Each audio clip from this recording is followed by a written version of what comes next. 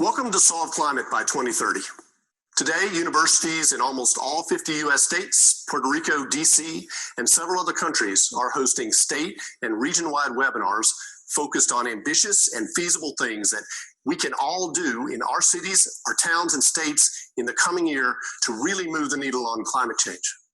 Here is the most important idea to take home today. What you do locally will change the future. Fact. The US state of Georgia is a top 10 solar state. The neighboring Sunshine State of Florida has very little solar power due to outdated laws and regulations. When we launched Solve Climate a year ago, we could never have imagined that today, entire countries and much of the world's economy would be shut down, with hundreds of thousands of people ill, thousands having passed away, and our health systems overwhelmed. I take that back. We could easily have imagined this. Our health experts and scientists warned us this was coming. After SARS and MERS, they told us this was coming, and yet we didn't take preventive action. We didn't prepare. COVID-19 has shown how fragile our health and economic systems are to extreme events. Our scientists have told us clearly that unchecked, climate change will turn our lives into an unending series of extreme events. Floods, droughts, rising sea levels, pests and disease, more extreme storms and hurricanes, all of this leaving hundreds of millions of people homeless and on the move. We can change this. We still have time to change that future. Last year, the world's top climate scientists told us that we have until 2030, 10 years now, to cut global warming pollution aggressively in order to stabilize the climate at the low end. That warning was the genesis for this national and international discussion today on how to solve climate by 2030. Solving climate in 10 years, that sounds challenging. And yet fixing the energy half of climate change by 2030 is looking more, not less likely than it was 4 years ago. The cost of solar and wind power, batteries, and electric vehicles have plummeted. In many cases, they are less expensive now than the fossil fuel power that causes global warming, and they're getting cheaper every day. Already, utility scale wind and solar, big solar and wind farms that feed power into the grid, these technologies are crushing fossil fuels in much of the US. In Colorado, Idaho, and California, renewable bids are coming in at half the price that the cheapest fossil fuel plants can do. And this is where rooftop solar and battery systems are headed in the near future. On the vehicles front, all the major manufacturers see this coming. Mercedes-Benz announced last fall that they have designed their last gasoline-powered car. Going forward, every new model of theirs will be electric.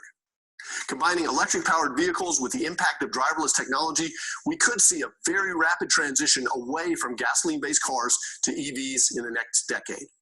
All this progress was the result of a major technology push by national governments, starting in America in the 70s and then ramping up with the Danes, the British, the Japanese and Koreans, the Germans, and most recently, the Chinese and Indians.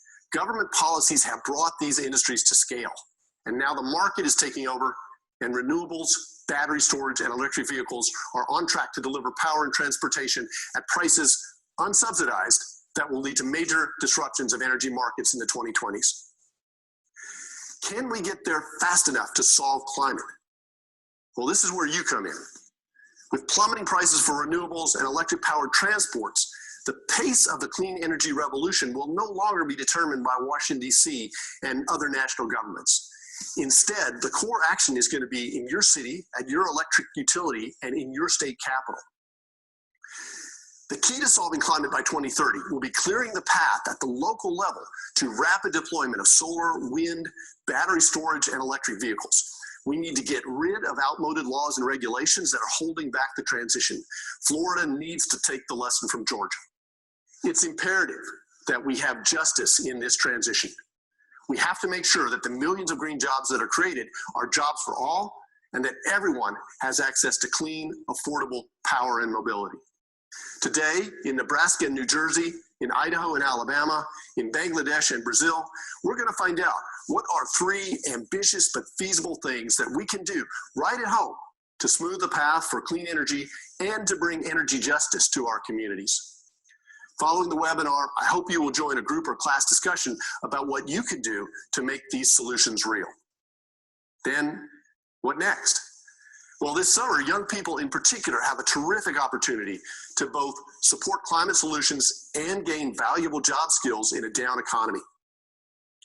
The most powerful thing you can do to solve climate by 2030 is to join the political campaign of a candidate who best represents your views on climate solutions. In doing that, you'll also learn how to communicate, you'll gain courage, and most importantly, be part of a creative, strong, powerful vision for the future. COVID-19 is giving us a stark lesson about what happens when we ignore warnings from science. Today, we'll see how 10 years can be enough time to drive the climate solutions that we need, and that the future will be what we make it. Thank you for the work you will do to solve climate. Hello, and welcome to the Tennessee State Dialogue for the nationwide event Solve Climate by 2030. My name is Deborah McGrath, and I'm a professor of biology and the Assistant Dean for the Environment at the University of the South. I'll be the moderator for this event. Today, our three panelists represent leading voices in renewable energy and carbon storage for the state of Tennessee, and they will begin our conversation about how Tennessee can move forward with climate change solutions. I'd like to encourage those of you listening to submit your questions and comments at any time during the presentation using the Q&A function at the bottom of your screen. After our panelists present, I'll have them address your questions. If you have technical difficulties, please use the chat function. Now, it is my pleasure and privilege to introduce our panelists.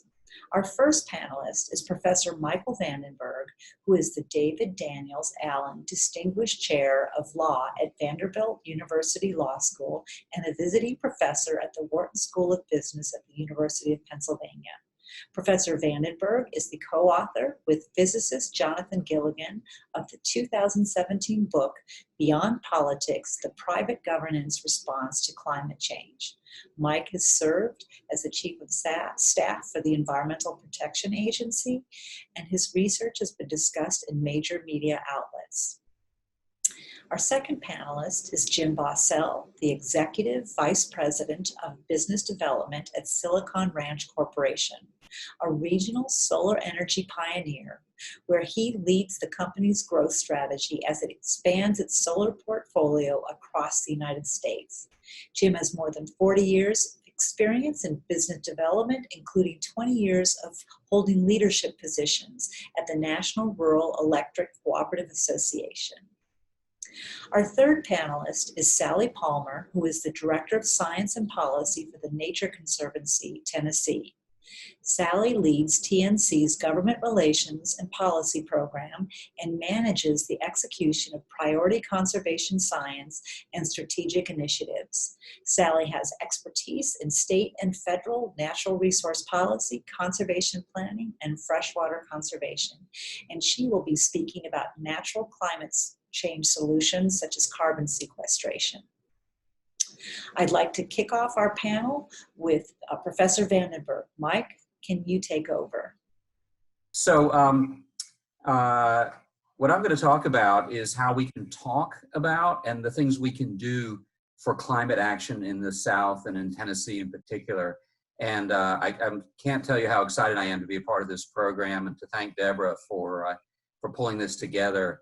And the message that you heard from Professor Goodstein makes an enormous amount of sense. And the challenge, I think, for those of us here, you heard him using Georgia and Florida examples, but for those of us here in Tennessee and many other states, we're really having a hard time having a conversation across political lines and thinking about what we can do, even if we see the kind of resistance to climate change that we've seen to prompt action on the COVID-19 problem too. So what I want to try to do is help us think out loud a little bit about what options we might have, both about talking about climate change, but also about things that we can do. And so to deal with that, I'm going to take a little walk through how we understand what the conversation can be about climate change, what that means for the likelihood that government will do the kind of things that Professor Goodstein was suggesting that it needs to do, and which I agree with.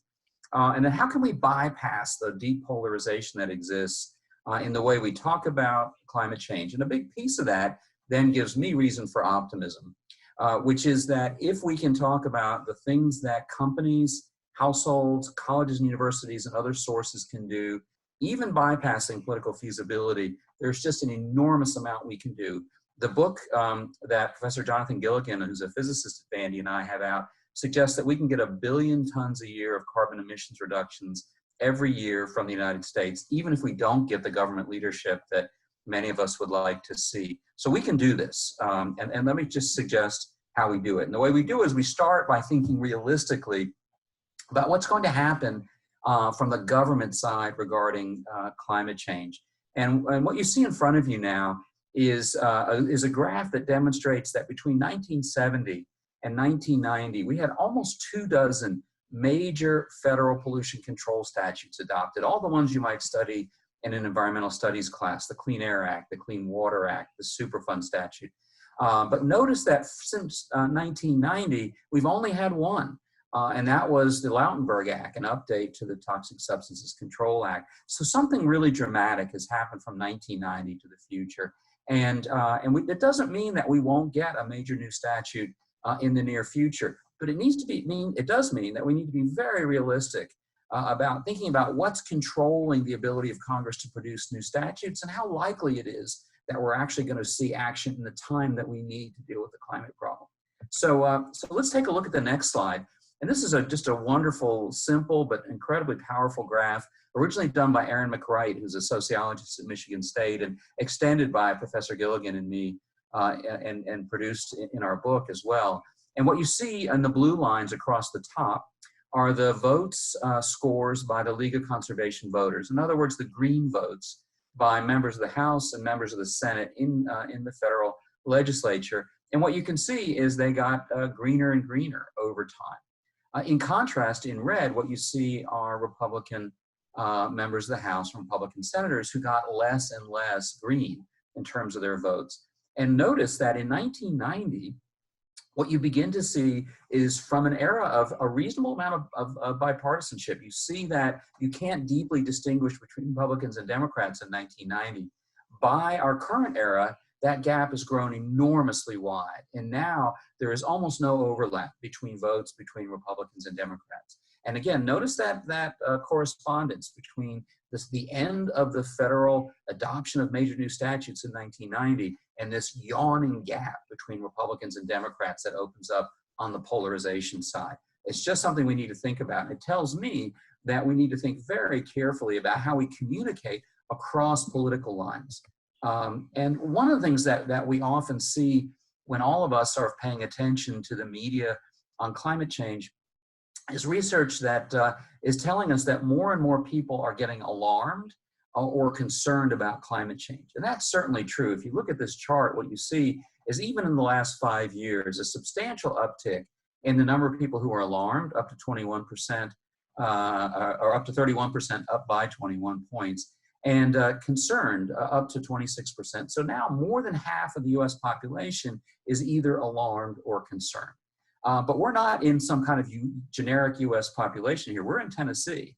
And so those of you are likely much like I am, where I'm often in groups of 50 or 100 people, and I'm quite confident I'm the only person in the entire group who isn't some kind of skeptic. And if you look at this chart, you see why that's true. If you look here, you see between dismissive, doubtful, disengaged, and cautious, not a great deal of movement over time, so that we still have roughly 40% of the population that is not supportive of climate change mitigation. Why is that important? It's important because 18% of the US population now controls more than 50 votes in the Senate. So if you put all your eggs in the federal legislative basket, you're running uphill. You need 60 votes in the Senate, and yet 18% of the US population controls 50 votes. And many of the folks in those states, including in places like Tennessee, are in that doubtful, dismissive, disengaged, or cautious box. And so I think this is the biggest challenge that's very hard for those of us who work on climate change to overcome, because we tend to surround ourselves with people who think like we do. And so the biggest step I would say that you can take regarding climate change is to listen and talk to people who don't believe what you believe, don't think what you think, don't vote the way you vote. Reach out, talk to them, try to understand them. And when you do that, and that's not just because it's a nice idea, it's because it's absolutely essential to the kind of change we ultimately need. So how does this get reflected in people's support for making climate a high priority action? What you see is increasing support by Democrats over time, mild increases among independents, and actually a decrease among Republicans in the last decade. So something is going on here. As the climate science gets more certain, the population doesn't all migrate towards supporting climate mitigation. So what's going on? And the term that I sometimes like to use for this is tribal epistemology. And I know that's a large word, sounds like something you'd study in a philosophy seminar and wish you had never encountered. But the basic idea is that people are not engaging in simply listening to more information and then changing their minds. Instead, they're asking, what does my tribe believe? And then they are believing what their tribe believes. And they're looking to their leaders for cues about what their tribe believes. And once they've decided what their tribe believes, they engage in confirmation bias, which is that they pick and choose the information that's coming at them, and they toss out information that's inconsistent. And that's confirmation bias and motivated reasoning. And they're doing that as a way to protect their identity, their role in their tribe. And perhaps most importantly, and something we talk about a great deal in my book, and something that's very important in the South, is solution aversion. There's good research by some people at Duke in social psychology that shows that if people anticipate a solution to a problem that they don't like, then they will go back and revise their view about whether that problem exists in the first place. And 2/3 of the US population believes that big government is the biggest problem we face in the US. And so those folks, if they anticipate that believing in climate change will require a big government solution, are not just going to not support the solution, they're going to reject the idea that climate change is a problem in the first place. So we need to be thinking very carefully about how we deal with this. And the good news is that if we focus on what the private sector can do, what individuals can do, and what colleges and universities and other non-governmental organizations can do, we can begin to get past the solution aversion problem. People can say, oh, I see, people like me, organizations other than government can act. It won't be enough. We ultimately will need government action, but it's an opening point. It's a way to start a conversation and to begin to buy time in the future. And let's talk about a couple of those steps for a moment. So I often ask audiences, what organization recently announced an initiative to reduce worldwide greenhouse gases by 1 billion tons by 2030? That would be like Germany or Japan going carbon neutral for an entire year. And the answer, of course, is Walmart, even though the answer I often get when people don't see this slide is, oh, it must be a country. It must be Belgium or the Netherlands or San Francisco. In fact, it's Walmart. So whether you love Walmart or don't love Walmart, it's important to know that through their supply chains, they're going to gain the equivalent of Germany or Japan going carbon neutral for a year. And that will change global carbon emissions. And that's just one good example you can use to have this conversation that we all need to have about climate change. And let's just go through a couple of others very quickly. Shipping makes up about 2 or 3% of global emissions, and Maersk, which is the largest shipping firm in the world, has declared that it's going to go carbon neutral by 2050. I wish it would happen earlier, but that's a start, and the UN processes associated with shipping have been very unsuccessful so far. Microsoft has said that by 2030 it will go carbon negative. That is, the net effect of its operations will be taking carbon out of the air rather than adding carbon to the air. And it has an internal carbon tax within Microsoft itself. Google has committed to 100% renewable energy. British Petroleum has made a commitment on carbon. It's gotten a lot of criticism for that because of the nature of that commitment, but it's also pulled out of lobbying against climate denial work, or against climate mitigation statutes. So you're beginning to see some changes there too. Delta Airlines has committed to major carbon emissions reductions and devoted $1 billion to it. You're seeing utilities like Consumers Energy commit to carbon neutrality by sometime later over the next several decades. And you're even beginning to see insurance companies saying that they will not insure the fossil fuel heavy industries. And recently you saw Boulder, Colorado say they will only use insurance companies that have made commitments like that. So you can see this connection between what I call private governance and public governance. Will this all matter in the long run? The best study on this was done by Angel Su at Yale, and it found 1.5 to 2.2 gigatons or billion tons of carbon emissions reductions can be achieved by non-state actors, and that the biggest opportunity is in the United States. And in our book, we found that we think a billion tons a year can be achieved in the United States, very consistent with this. Similarly, this America's Pledge report reached similar conclusions. And we don't need to dwell on these more. I'm happy to talk about these if we have time. So why is this happening? Should we be skeptical that corporate commitments are real? Of course we should. We should look behind any kind of commitment. But companies are finding that they can make money by accelerating efficiency in ways that reduce carbon emissions. Best quick example is Virgin Atlantic Airlines, which spends about a third of its operating budget on jet fuel, but had never been giving its pilots fuel efficiency information. And when it did that, it found it dramatically reduced its fuel costs, increased the job satisfaction of the pilots, and substantially reduced its carbon emissions. And in our research, we see example after example of this. So a company not necessarily is going to be motivated for altruistic reasons, but might have efficiency reasons, profit reasons to try to reduce its emissions. Companies care a lot about their brand. They care deeply about retail customers. In many cases, they're being pressed by their corporate customers through supply chain contracts, like what Walmart's doing with its suppliers, to reduce their carbon emissions. Investors now more and more are demanding low carbon investments and intervening with the companies whose shares they hold to push them to reduce emissions. Lenders are a major mover in this area. More than 90% of all the money that goes to project finance funding around the world is now by banks that have committed to the equator principles, which in turn require the borrower to reduce carbon emissions over time. I just talked about insurers, and employee morale matters a great deal too. And that's a place that you can play a role in if you're an employee in a company right now. Companies care about whether they can attract and retain the very best employees. And if employees care about carbon, companies are going to care about carbon. And then lastly, managers in some cases care as well, though that's a really difficult thing to study. So that's companies, big opportunity there. But households are remarkably important too, and it's easy to dismiss households. But households in the United States, just households, emit as much carbon as all the sources from all of the countries in South America. So when US households reduce energy use and carbon emissions, they're having globally significant effects on carbon emissions. And this is just a wonderful chart here from Lucas Davis, an economist at Berkeley. And what it shows you is that for the first time since the Second World War, per capita household electricity consumption leveled off a few years ago and is now starting to go down. And that correlates very closely with carbon emissions. So why is that true? Is that because government demanded that households not use more energy? No, early on government stimulated research and requirements for more efficient light bulbs. And then Walmart and other retailers several years after that said, if you can give us an attractive light bulb that's under $10, we'll make it our house brand.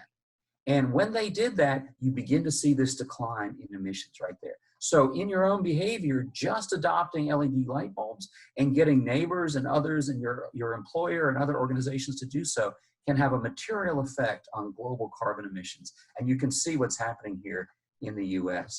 That's only one of a whole range of different actions. I published a paper in 2009 that looked very carefully at 17 different types of actions you can take, and they're listed here. And we tried to prioritize the ones that would have the largest effect and that were most easy to take. And you can see the ones we did here. And almost all of these are things that you can do in your own life or encourage your organization and others to do. So individual behavior matters, corporations matter, but those are only two sectors that can act even absent government leadership. We also see action from colleges and universities, and I'll say a word about that in a minute. Religious organizations matter too. Mid-cap and small businesses haven't been a part of this movement so far, but could be much more in the future. Civic and cultural organizations, museums, etc., and hospitals are very important too, although of course they have very important other priorities right now. But let's talk about universities. My own university just recently committed, and Jim's going to tell us more about this, I assume, working with Silicon Ranch and with TVA to buy essentially 70% of the power it uses every year from a newly constructed solar facility. And that happened in large part because faculty cared about it, students cared about it, ultimately management cared about it, and because the cost of solar power is becoming incredibly competitive with fossil fuel power. We'll hear more about that later in the panel, but I'm very excited about this recent movement, and I'd like to see every university in Tennessee pick this up and run with it. And students don't realize, to the extent there are students here participating today, just how powerful they are. If they demanded renewable power and helped their universities get from here to there, I think we'd see a real change.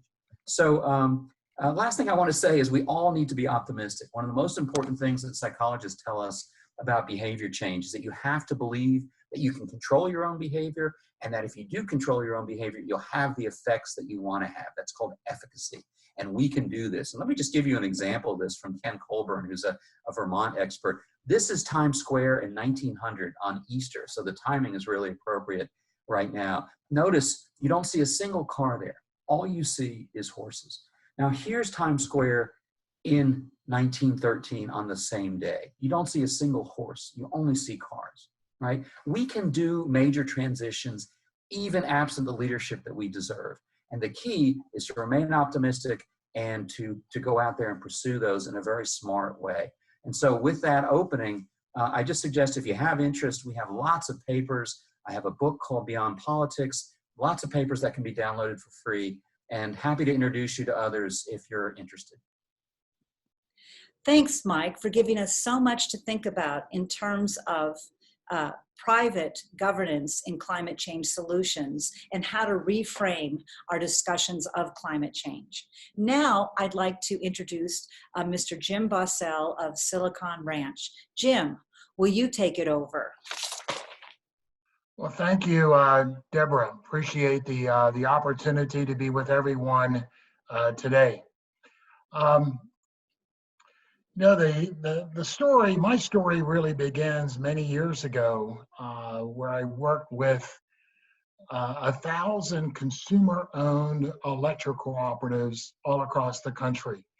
They had their beginnings back in the New Deal, back with FDR, when the big city power companies really didn't want to spend the money to electrify the rural landscape of America.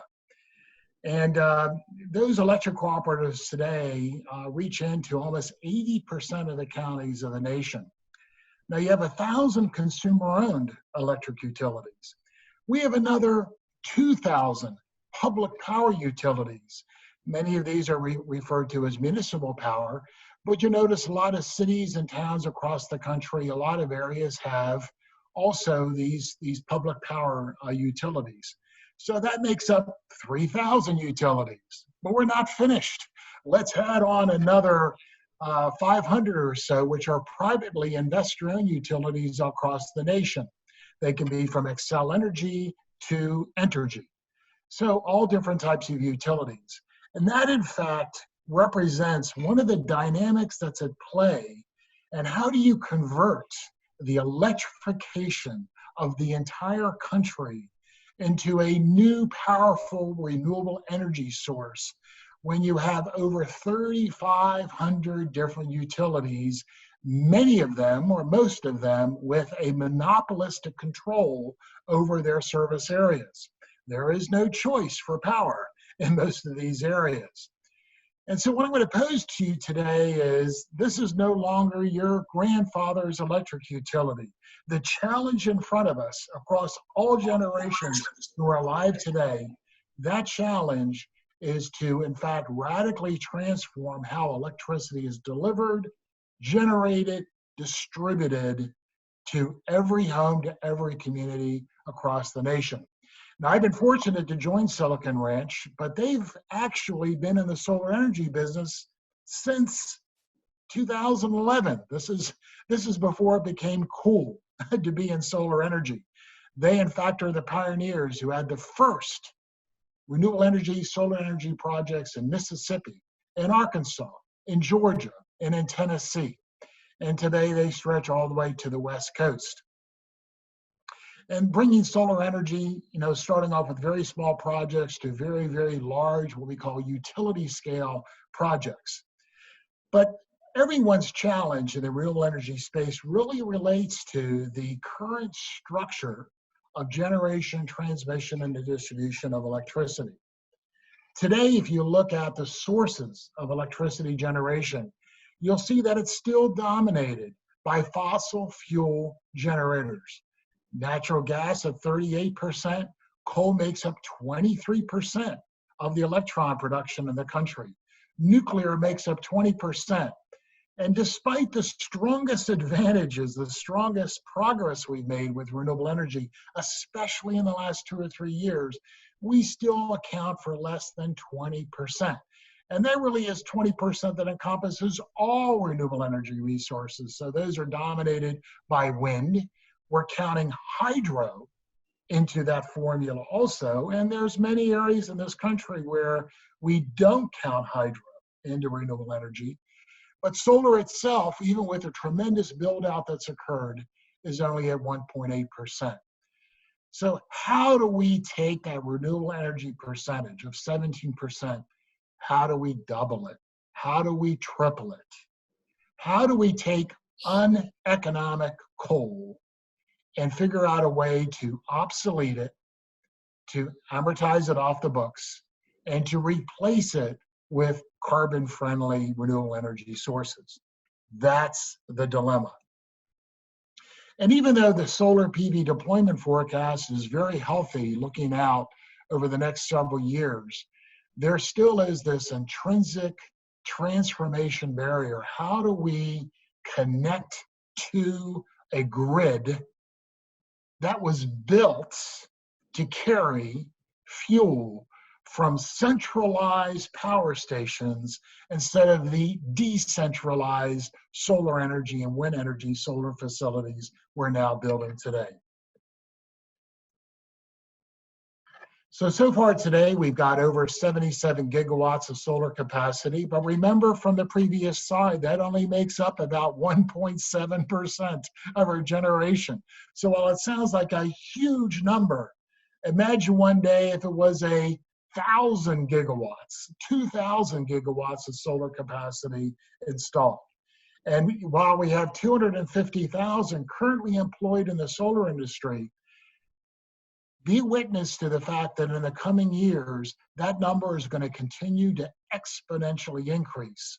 So while we can kind of discuss and debate the disruption of the coal industry and of the fossil fuel industry and having to repurpose positions and roles and employees in those industries, understand that there is this also tremendous avalanche of new jobs, of new challenges that's going to really satisfy all of us in a very big way with the employment and the quality of life and income. Now, one of the pieces of homework, hey, we have to have some homework, right? So one of the pieces of homework I would like to encourage you to pursue is to click on beneficialelectrification.com, beneficialelectrification.com. This is a league of concerned folks all across the electric and energy industries that really sees the benefits of electrification that is powered by renewable energy as a revolution that can really hit the targets of radically shifting our climate situation. Keith Dennis, another name you should write down. Keith is the Senior Director of Strategic Initiatives at the National Rural Electric Cooperative Association. Hey, that's a mouthful, but remember Keith Dennis, Google him, and if you take some time to read through his white paper entitled Environmentally Beneficial Electrification, Electricity as the End-Use Option. This will directly tie into the other choices we can make as consumers and climate advocates, and that is we can choose to use electric transportation. We realize transportation accounts for almost as much of the CO2 emissions as does the electric generation off of fossil fuels. Both of these industries both of these industries account for very similar levels of CO2 emission. So we can switch our transportation solutions to electric as fast as possible, while knowing that electrification is coming from renewable energy sources. You can see the point. The point is that we can literally lower CO2 emissions in a very, very big and healthy way. But it starts with continuing to drive our solutions to electric solutions. And this is done. I mean, for example, just this past year, we saw the first big headline in the country of Norway. Electric cars outsell traditional ones for the first time. So it's doable. Where there is a will, where there's a way, we can get there. And Norway is certainly pointing to the future that I can see laid out in front of us here in the United States. Another key issue that we've addressed at Silicon Ranch, we're really encouraging all renewable energy developers to consider, is that when you look at wind energy, when you look at solar energy, we're deploying this on really vast amounts of real estate and land. Much of this is in rural America. So how do we keep the original agricultural purpose of that land involved with the solar farms and the wind farms? Can we not combine the agricultural purpose with the solar and the wind farms? And the answer is, fortunately, a resounding yes.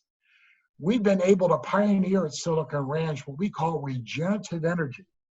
And what this is, it's basically an outcome-driven, a verified and certified product that combines clean electricity generation with carbon sequestration, ecosystem restoration, and rural revitalization. How do we do this? Well, at Silicon Ranch right now, we have about 1,000 sheep on our payroll. And I chuckle to say that we're Ubering them around from solar farm to solar farm. But the typical process is that we drop off a whole family of sheep at one of our solar farms. They trample and run around and play, and they eat the vegetation there. But as they trample the soil, they fertilize the soil. And in fact, we have really great studies that show the tremendous increase in the carbon sequestration value of the soil from pre-livestock to post-livestock, usually within about a year. So this really represents also a way in which we can put the focus on our rural farmers and ranchers. How do we keep their livelihoods sustained?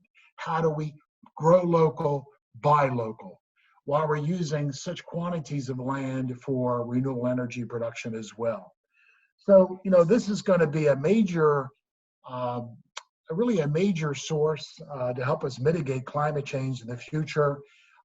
It's going to, in fact, raise the quality of life and incomes of our rural Americans as well, who still remain very much lower in their per capita income levels. And I said it really takes fallow land and really restores it to a very, very healthy mix. We keep solar in agricultural production. We integrate regenerative agriculture practices into long-term vegetation management strategy. And realize with all the wind and solar farms, you're looking at millions of acres of land, and really conducting this process across all that acreage, becoming really good land stewards, and not land takers, but really good stewards of land.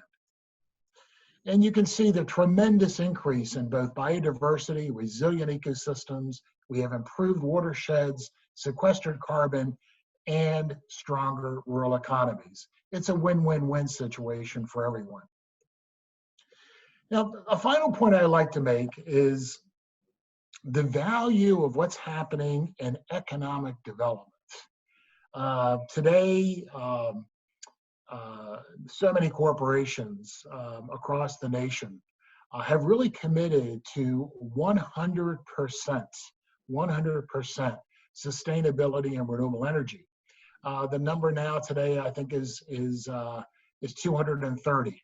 If you go up to a website called RE100, re100.com, you'll find all of those companies and what they've committed to in their sustainability and renewable energy practices.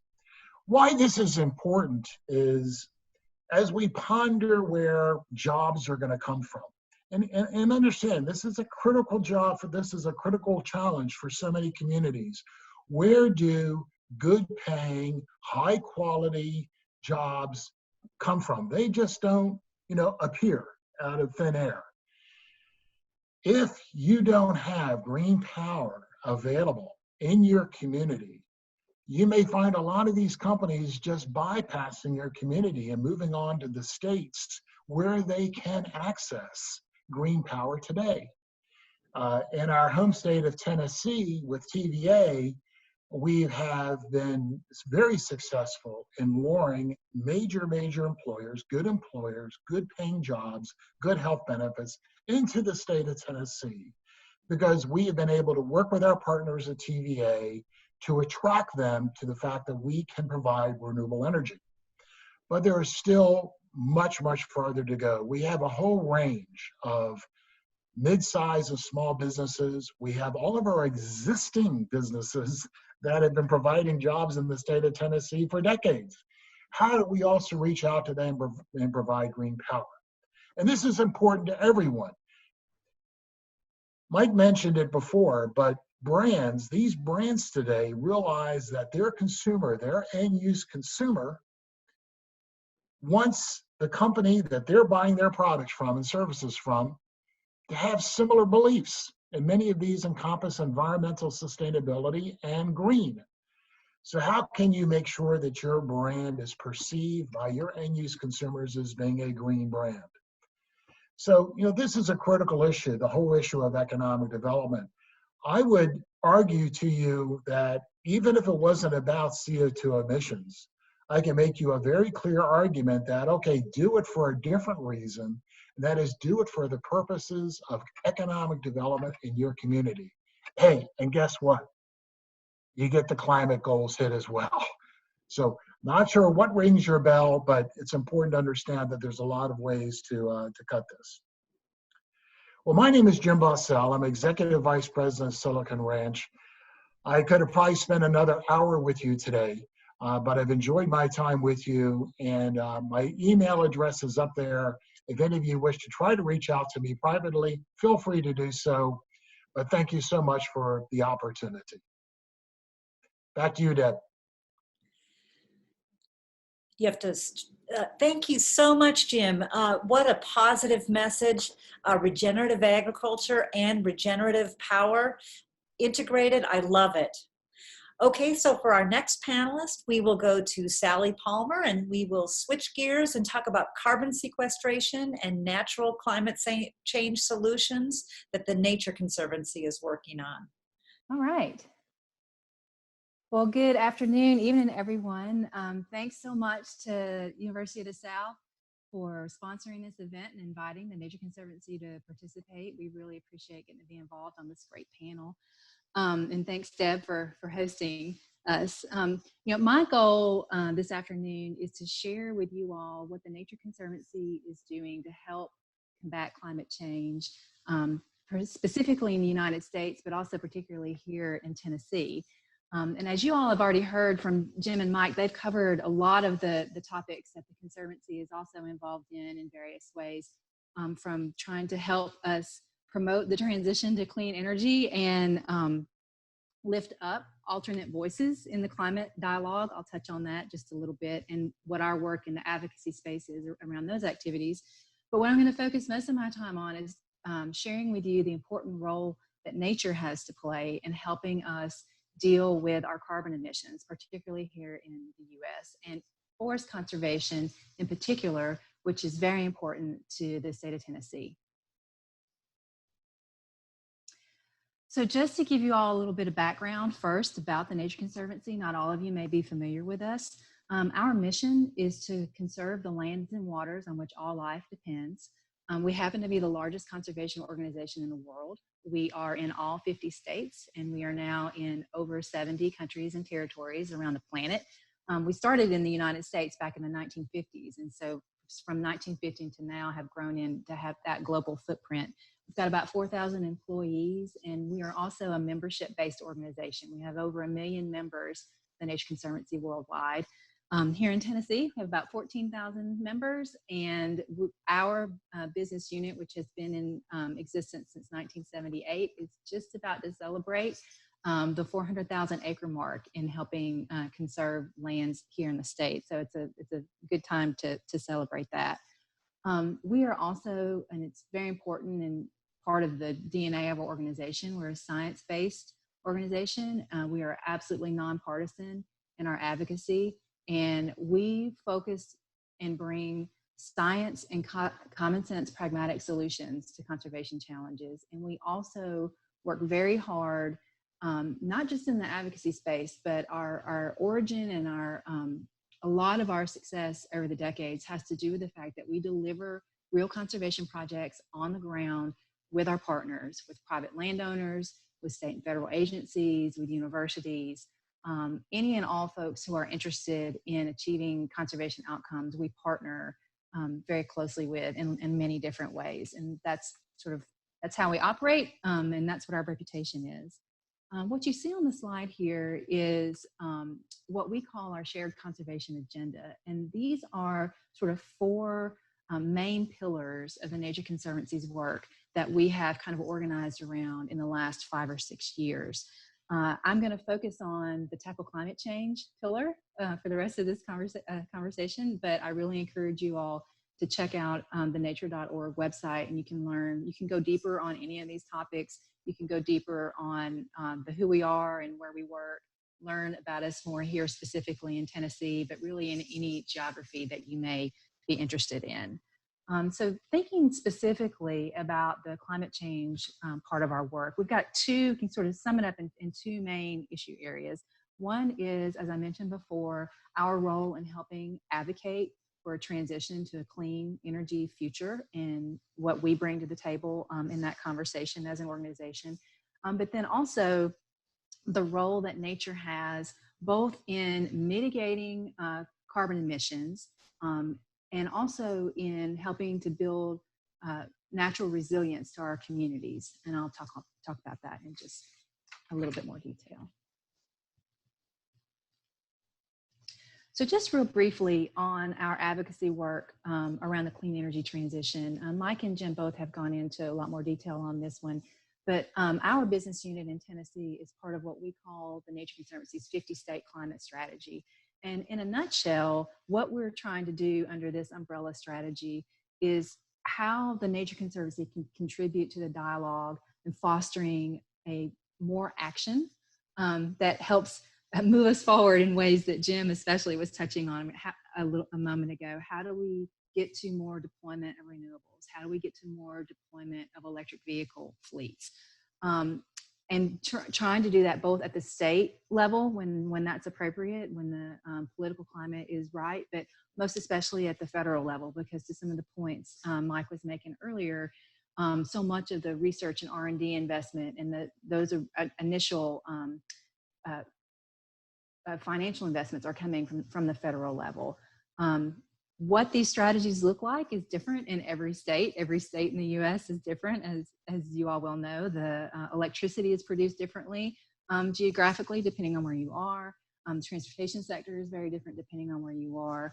And so what we've chosen to do here in Tennessee is to do a little bit of a corporate listening tour, similar to some of the things that Mike was talking about, to listen to our corporate community. Tennessee has a very robust advanced energy business sector, and we have a lot of international corporate leaders that are based here in the state who are really pointing the direction to those emission reductions goals like Mike talked to earlier, and are really sort of on the front lines of trying to help us sort through what we need from a policy and investment standpoint to deploy more clean energy, as are a lot of our major cities as well in their sustainability programs and commitments.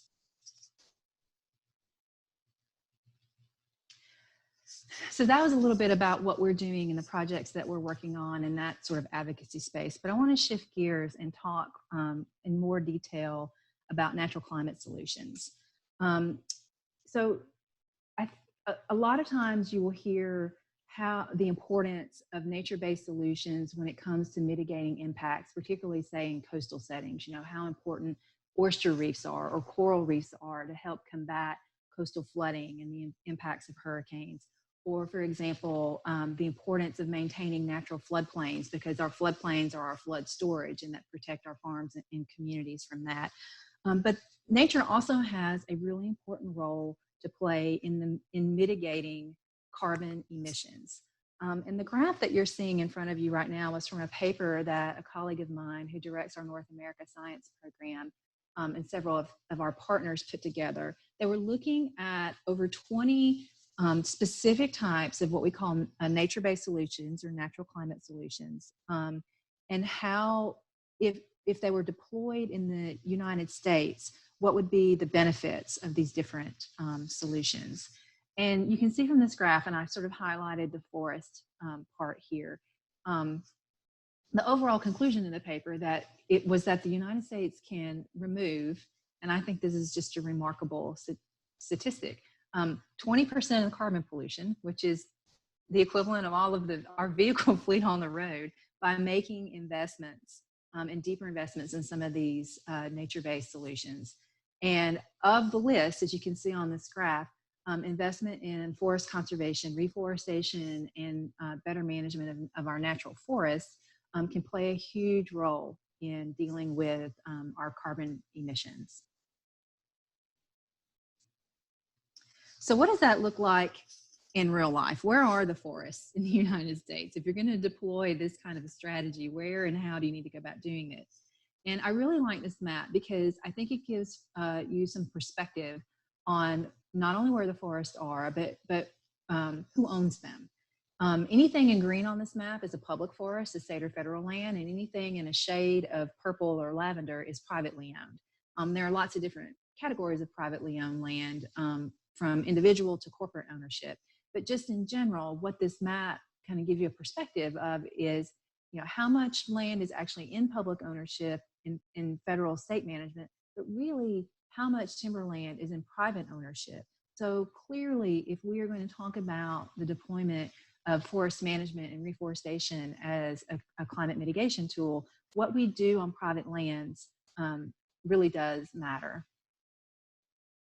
I want you to sort of look at the southeast, kind of have this image of the map, but then as I flip to this next slide, think about the southeastern quadrant. So this map shows you, and I hope that you all can see this. I might need to move this over. I call this migrations in motion. This is a map that sort of very quickly and succinctly summarizes the results of a paper looking at where birds and reptiles and amphibians and other animals are likely to have migratory corridors. We all know that plants and animals are on the move. They're already shifting habitat. Habitat ranges are shifting. Everybody that gardens knows about our garden zones changing. And the green circle on this map is sort of focused on Tennessee and the Central Appalachians region. And you can see just how important this corridor is for providing that, that migration pathway as climate changes. So if you think about the map before, about the footprint of the private forest lands, and you think about this map and the importance of these migratory corridors, you can see that the conservation strategies that we need to deploy very much need to be in concert with a private lands management set of strategies.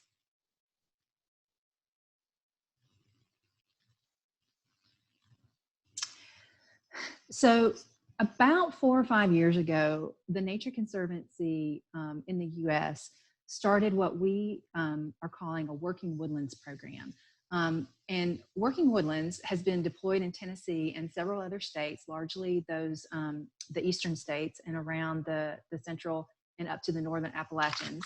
And the point of this program is to develop a partnership with landowners to help manage forest lands more sustainably in a way that also helps us sequester carbon and fight climate change. So there's 3 main pillars to this program. one of which is having forests, a forest management plan, and the Nature Conservancy uses the FSC, Forest Certification process. When a property goes under that management plan, it is part of the management planning process is to document how much the forest can sequester in carbon over time under a proper timber management cycle. And it gives an additional revenue stream to landowners to access the carbon markets. There are both voluntary markets and regulatory markets that landowners can access while managing their timber this way. And in exchange for managing their timber under a plan and having access to the carbon market revenue streams, they provide a long-term forest protection agreement, usually in the form of a conservation easement, a protective easement that maps out the agreement to deploy the management plan. And those agreements can, depending on what market the landowner enters, it can be from 40 to 100 years worth of the easement timeline. So it is a really great mechanism that helps private landowners keep timber ownership, and especially I'll break it down to Tennessee specifically.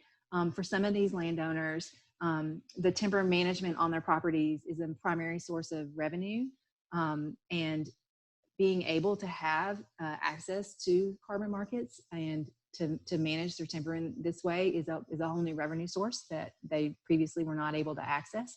And it keeps the forest in forest, and it keeps them sustainably, more sustainably managed than they may have been otherwise. So I will just close here, and I've got my contact information on this slide, as well as Trish Johnson, who is our Director of Forest Conservation and is our forest carbon expert. And looking forward to the question and answer session afterwards. Thanks.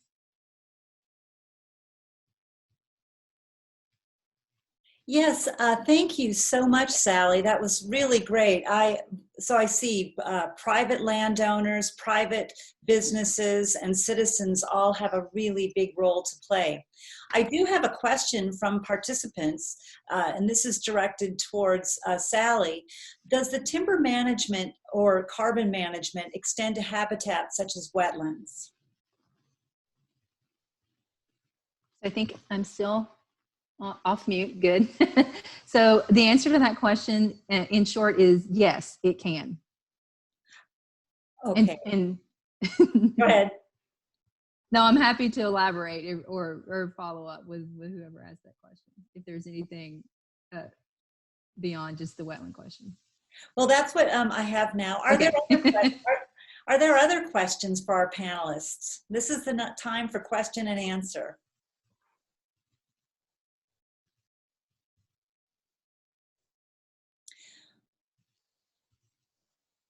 So I have another question.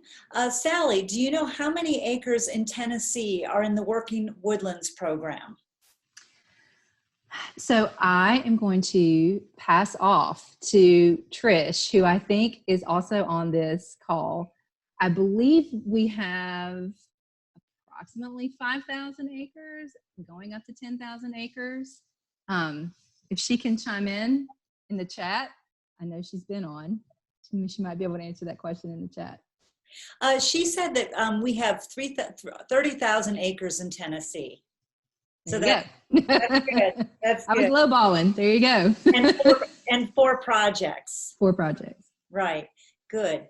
Are there other questions? Oh, here's a question from Cindy Crenshaw. What other types of agriculture are or can be compatible with solar farms? Let me see. We should unmute everyone. I think that might be for you, Jim, or Sally. Well, with regenerative energy, we can actually envision a day in which other types of livestock can graze. We do have, pollinator habitat. When you actually look at a solar farm, you're looking at a certain section of land that's been set aside for the panels, for the production. But then we have lots of surrounding land. We also have wetlands. We can have upwards of double the amount of land that can be amenable for other crops. So certainly pollinator has been a big one that's been used. We're looking at how we can raise up the structure of the solar farm so we can bring in other types of livestock as well to graze. What's great about that is they definitely, in a sense, plow up the soil and restore its efficiency as a carbon sequestration unit. But we can see a lot of potential down the road. We are working with a couple of regenerative farmers right now, and continue to work closely with them. We work with ranchers all across the nation on trying to develop smarter and better solutions. Great, thank you, Jim. Let's see. I had a question that I'd like to address to any of the three of you, but are there regulatory hurdles here in the state of Tennessee that prohibits more rapid and widespread adoption of solar? I'll say a word about that, and then I'll defer to Jim, who does that every day. But from a macro structural perspective, Tennessee is very unusual as compared to the rest of the country, because TVA is a federal entity, and TVA has the authority that it was granted during the New Deal era legislation in the 1930s to, it essentially has a monopoly over the generation of power in the Tennessee Valley. And so when we talk about regulating energy as it relates to electricity in Tennessee, we're quite differently situated than most of the country, because it really becomes a corporate institutional decision by TVA about how it's going to regulate energy, rather than a Tennessee Public Utility Commission, which you might see in some other states. So with that sort of 30,000 foot overview, I'll turn it over to Jim, who I'm sure knows a lot more than I do about the specifics. Yeah, well, the devil is definitely in the details. And really getting back to Sally's point, who was emphasizing the importance of statewide initiatives. Every state is different. It seems like once you've got to know one utility, you've got to know one utility, because they're all different across the country. But so far to date, TVA has pretty much had the sole authority to in fact choose and to permit the construction of any type of renewable energy in the valley. And they have now recently given more flexibility to some of their distributors, local power companies, who can purchase now up to a certain percentage of their total distribution of the year and for renewable energy. But that has literally just come to happen just within the last several months. The other thing that's been happening in the Valley has been the ability of companies who are coming in with new facilities, with new employment. They've been given, in essence, the first choice to have a renewable energy project power their new facility. You can imagine the chagrin of existing employers in Tennessee. There's been a number of both large, middle-sized, small companies who are as green as anyone can be out there, and yet they have never, ever had the opportunity, the channel through which to gain access to even a minority percentage of their generation. Even the wonderful development we've done recently with Vanderbilt came through a new program that TV, after 3 or 4 years of constant churn and discussion, how can we make this happen? Finally, they had a new program which permitted Vanderbilt and others to come in and get to choose it. We still have literally thousands of organizations, companies of all types, educational institutions of all types, all who would love to have the access to renewable energy. And yet it is still very, very tightly controlled. And right. One thing I would say, go ahead, Jim. Yeah, it's not a matter of economics, by the way. This is, goes beyond economics. Right now, the pricing, the pricing out there on the wholesale level is in the right spot. So one thing I would say is we tend to think about whether there are regulatory barriers to the uptake of renewables. And again, that's true in some states when a public utility commission is making it hard to do so. But here it's literally TVA deciding what it wants. And so one of the things I'm working on, I have a paper that's about to come out. I'm happy if someone emails me to send you a link to it. I'm looking at other ways, since TVA is largely insulated from the standard state electoral pressure that you would see with other electric utilities. I'm looking at other ways that TVA might be motivated to more steeply decarbonize, because it's not in terrible shape through about 2030. But after 2030, if you look at its carbon glide path, it's very hard to figure out where it's going, and it hasn't made commitments to keep up with the kind of carbon glide path that we need to get to a 2C future. We need roughly 80% emissions reductions from 1990 levels by 2050. And after 2030, it's really hard to know where TVA is going. So I'm really excited about the kind of new steps it's taken with Vanderbilt, but I think that what that gives you is some signal about how TVA, even though it's a federal entity, is responsive on some level to its customers. And who are those? Those are the big institutions like universities and hospitals, et cetera. Corporate customers, many, and we've studied this, many of the corporate customers of TVA in the Valley have made global carbon emissions reductions. And I think it's going to be really hard for them to meet those commitments if TVA doesn't more steeply decarbonize in the future. Similarly, if you're a city like Nashville and you want to attract the next Amazon or the next Google, you're not going to get there if your carbon footprint of your electric grid is steeper than it is in Austin or Charlotte or Portland or wherever else someone is thinking about locating a new facility. So cities have an enormous economic incentive to put pressure on TVA to decarbonize.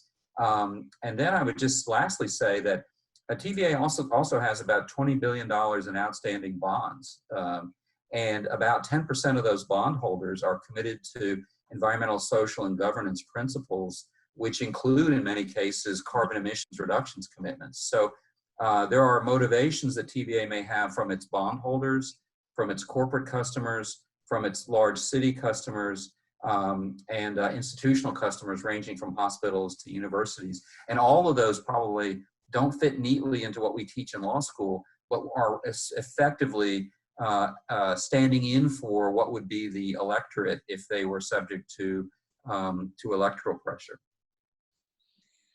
Well, I think that paper that you just discussed would be very interesting to share with people who are interested. I have a couple questions from Nina Fell, and I have several that I'll ask from different people. She's asked, has there been an increase in households that obtain renewable energy, or is that still not very widespread? So what is the household level picture of renewables? Jim, do you have numbers on that? Yeah, so again, it's very state dependent.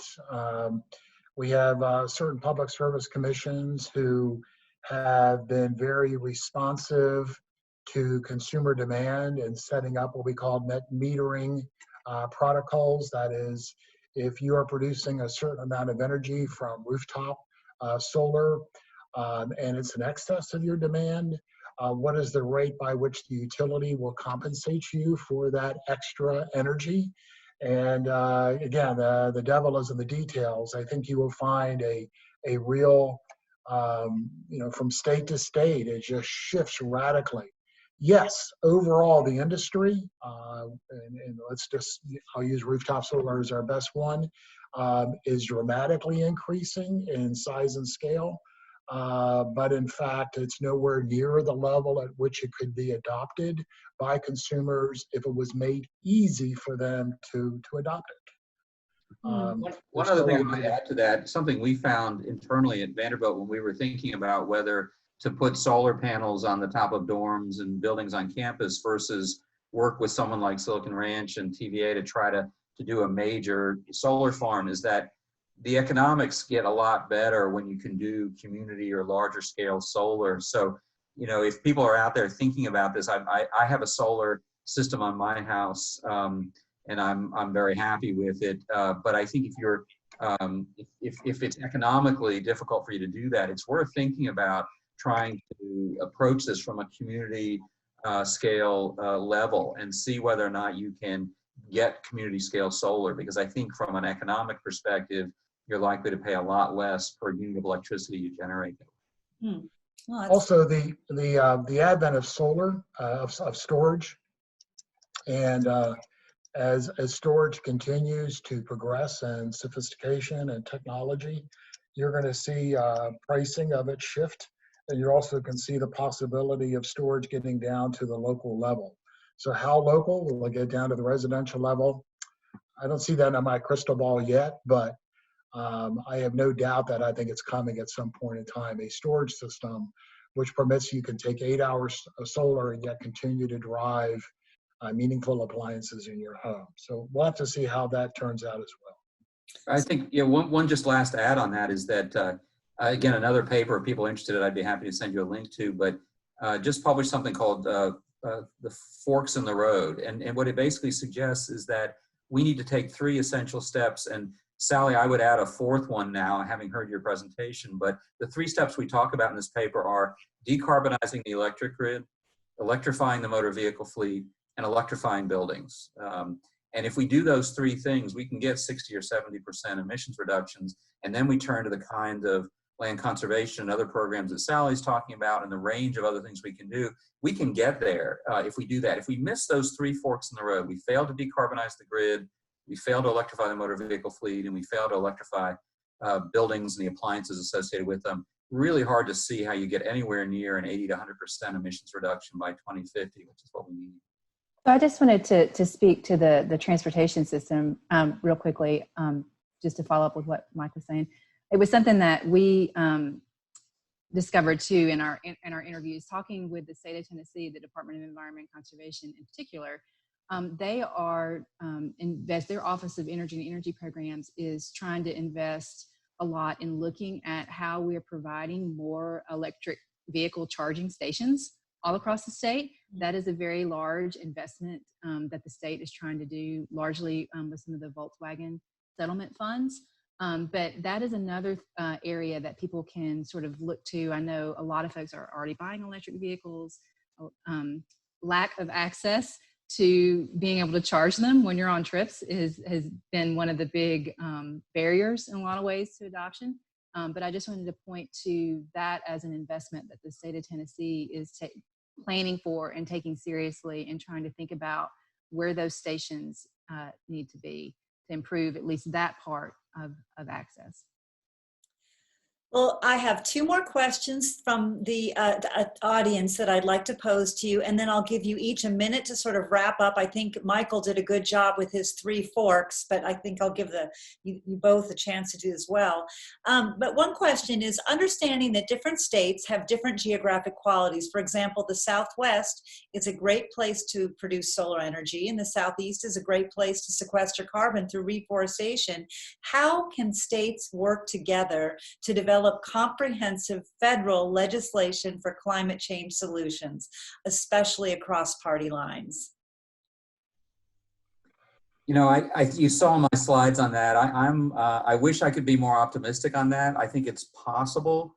But just to give you a sense, I worked on a carbon tax in the Clinton administration in 1993, and we're still talking about it. So how does that happen? I think it can happen because I think politicians respond to shifts in the electorate. They tend to resist, and then the dam breaks and things happen very quickly. And so I think it is possible. I don't quite see how it's going to happen yet, but I do think it's possible. We've seen efforts to try to bridge the gap through a revenue neutral carbon tax, which satisfies people on the left about dealing with the climate problem and satisfies people on the right because it doesn't increase the size of government. And that's made some progress. We've seen the Green New Deal, which tends to really energize people on the left, but hasn't attracted much other than opposition on the right. So I think this is going to happen very likely too late, but I think we can buy time with many of the other things we're doing. I think when it happens, it will be very quick, and it will be in response to some kind of natural catastrophe that people will attach to climate change. When is that going to happen? 3, 5, 10 years from now, that's my instinct. And I wish I could tell you that I was more optimistic. I think we'll make some differences, but you have to remember that the Electoral College is skewed against doing things on environment. It's skewed toward the small states. 18% of the population, controls 50 plus votes in the Senate, and you need 60 votes to beat a filibuster in the Senate. So I think it can happen. I think it will happen. And at least all the work that I do is trying to buy us some time so that when it does happen, we will have had limited enough carbon emissions that we can still get to some of the goals we need to get to. Well, I think we can think of many examples where the dam has broken and change has happened quickly. So I guess we can be optimistic in that way. Do either Sally or Jim have a couple final points? And then I have a last question that I'd like to ask on behalf of another audience member. Sally? Yeah, so, my ask of you all is to keep doing what you're doing, which is to get educated about these issues. The fact that you joined us to listen to our different perspectives on these problems and solutions is much appreciated. And take some more time to dig a little deeper and learn more about where our energy is coming from, how some of these different conservation solutions are touching down in different places. That last question about how we are coordinating across states, I think is a great one. It speaks to kind of the fragmentation of how our electricity is produced and the social and political and economic systems that have been built out over a long period of time that are around those power generating systems. But just, and then stay focused on some of the little things as well. Those things that we do in our households actually do add up. So stay at it, keep getting educated, keep reaching out, and I think to something that Mike said earlier, learn from people who are different from you, who may have a different perspective than you about what some of the solutions might be as well. It's something that the Nature Conservancy crew does pretty much every day as part of our jobs, is to try to learn from others and see where we can have some compromise and some pragmatic answers. Thank you very much. Jim. Yeah, I believe in everything starts with grassroots. And whether it's, we spoke a lot today about some of the corporations who are deliberately choosing a path to embrace renewable energy and sustainability practices. Why are they doing that? They're doing it because they realize their consumers are green, growing segment of their consumers are green, and they're concerned to keep their brand image green with those consumers. So I believe that it starts with grassroots and activism, letting companies know that you do business with through social media and other means, letting them know what you think, what they should be doing. In politics, the yin and the yang, money talks. And so when a lot of these companies are moving in new facilities into a certain region, they have a lot of power to, in fact, ask for what they need. So make sure that they're asking for the right stuff. I think the education, Sally's point is great. I urge you to take a look at beneficialelectrification.org. It's a great grassroots movement around the country. It's growing, and it actually aligns perfectly with what Mike's points were, with as we can get, both the how we use energy and how we generate energy together, we can actually achieve some very lofty climate goals. But the activism, use social media. For those of you in states that have public service commissions that overview your electric utilities, you got to get in there or join an organization that's going to get in there and speak up. And it works. It just needs to work more. Good luck. Well, thank you to all three of you. I am overwhelmed with the wealth of experience and information that you've shared with all of us, and also for the hope that you've brought us for even action in a state like Tennessee. So thank you very much. And to our audience, I appreciate your attendance and also your patience for some of the technical difficulties, but you've asked great questions. And I really think this has been a good event for all of us. So thank you all, and happy Earth Month. Thank you. Thank you. Thanks, everyone.